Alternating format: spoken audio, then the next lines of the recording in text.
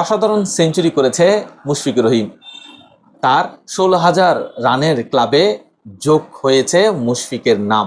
তবে বাংলাদেশের 16,000-এর রানের ইতিহাসে মুশফিকুর রহিম কিন্তু অসাধারণ কীর্তিত্ব অর্জন করেছে।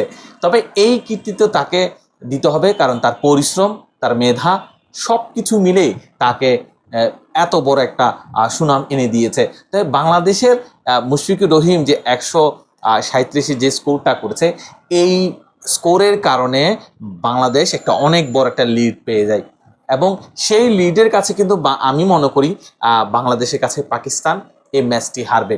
কারণ আর দুটো দিন আছে, আগামীকাল চতুর্থতম দিন এবং পরে পঞ্চম দিন। তবে আমার মনে হয় না পাকিস্তান লম্বা একটা ইনিংস বা এক ধরনের ঐতিহাসিক একটা খেলা খেলতে পারে, যে কারণে বাংলাদেশ আমার মনে হয় জিততে পারে।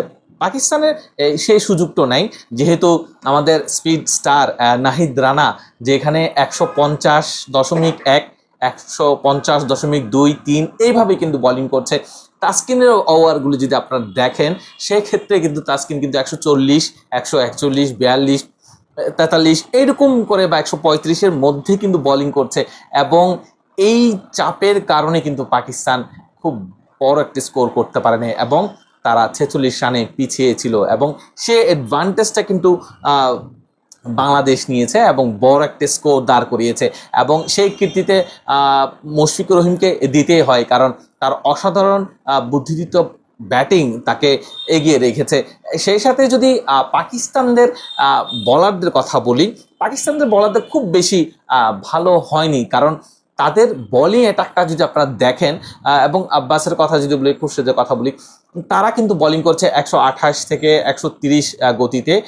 35 আমি খুব কম দেখেছি, তবে আব্বাসের ক্ষেত্রে একটু 130, 128 এরকম ঘরের মধ্যে ছিল। তবে এই জায়গায় পাকিস্তানের বলারদের কাছ থেকে আরও বেশি এক্সপেকটেশনটা ছিল, তবে সেই জায়গায় কিন্তু আমি মনে করি বাংলাদেশ এগিয়ে রয়েছে। তবে বিশ্বে টেস্ট ক্রিকেট বলেন এবং দ্রুতগতির বলার যদি বলেন, তাহলে আমার মনে হয় বর্তমানে নাহিদ রানাই এগিয়ে রয়েছে এবং অন্য অন্য বলারদের যদি তুলনা করি, আমার মনে হয় আগামী 3-4 বছর নাহিদ রানা যদি ইনজুরি না পড়ে, সেক্ষেত্রে কিন্তু ভালো একটা পজিশনে চলে যেতে পারে, যেটা কিন্তু বাংলাদেশের জন্য অনেক বেশি একটি গুরুত্বপূর্ণ। কারণ বাংলাদেশের যদি নাহিদ রানার মতো বলারকে এইভাবে প্রোটেক্ট করা যায়, যে জায়গায় আপনারা দেখছেন শন টেট তার কোচ এবং তার অধীনে কিন্তু এই অসাধারণ বোলিং করছে, এই বোলিংটা কিন্তু নাহিদ রানাকে তার লাইফ টাইমটা একেবারে পাল্টে দেবে এবং তার যে 2-3 বছরের যদি ক্যারিয়ারটা যদি আরও বড় করা যায়, তাহলে সেক্ষেত্রে কিন্তু শন টেটের অবদানটা খুব বেশি গুরুত্বপূর্ণ ছিল বলে মনে করি।